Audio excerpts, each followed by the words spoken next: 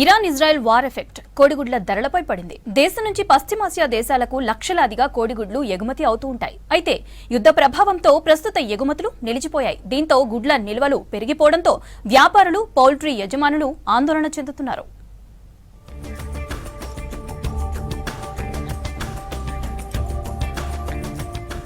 పశ్చిమాసియాలో యుద్ధ ప్రభావంతో కోడిగుడ్ల ధరలు పడిపోయాయి. రాష్ట్రంలో కోడిగుడ్ల ఉత్పత్తిలో పాలమూరు జిల్లా మొదటి స్థానంలో ఉంది. అయితే గుడ్ల ధరలు పడిపోవడంతో పౌల్ట్రీ రైతులు ఆందోళనలో చెందుతున్నారు.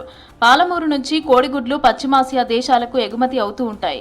గల్ఫ్ దేశాలను యుద్ధ సెగలు చుట్టుముట్టడంతో పాలమూరు జిల్లా నుంచి గుడ్ల ఎగుమతులు నిలిచిపోయాయి. నిల్వలు పెరిగి ధరలు పడిపోతున్నాయి. కొన్ని నెలల కిందట ఒక గుడ్డు హోల్సేల్ ధర ₹6.50 ఉండగా ప్రస్తుతం ₹4.20 పడిపోయింది.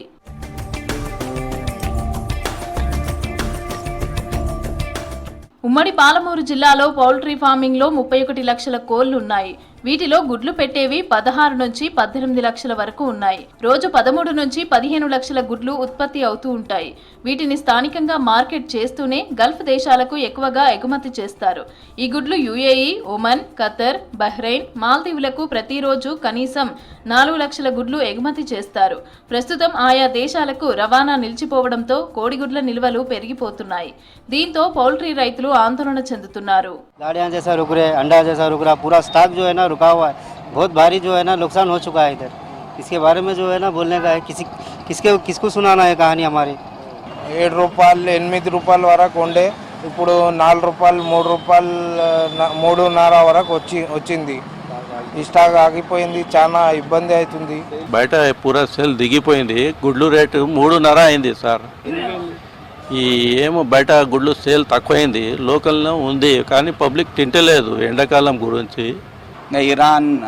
ఇరాన్ యుద్ధం నుంచి ఎండాకాలం నుంచి రెండు ఎక్స్పోర్ట్ అవుట్ ఆఫ్ కంట్రీ ఇది ఎక్స్పోర్ట్ అయితే లేదు, మొత్తం స్టాక్ ఆగిపోతుంది. దాని నుంచి కూడా పడిపోతుంది గుడ్ల రేట్లు. ఎగుమతి ఆగిపోయింది, అందుకే స్టాకు బయటికి పోవడం లేదు.